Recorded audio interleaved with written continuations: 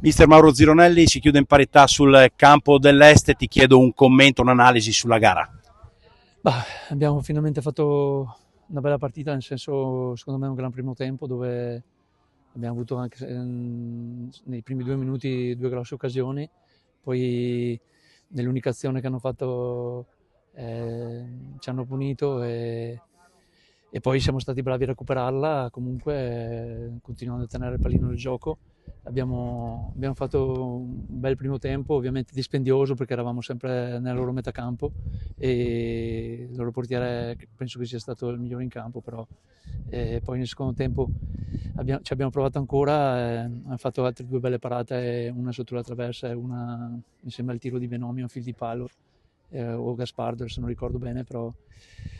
due belle occasioni anche lì e non siamo riusciti a buttarla dentro, però ho visto dei progressi a livello fisico, quello che è la cosa più importante in questo momento qua, dei giocatori che sono stati fuori per più di 2 mesi, adesso cominciano ad avere la gamba importante come era prima. Non è stato semplice, però finalmente abbiamo visto delle buone cose, però purtroppo non è stato sufficiente per vincere la partita.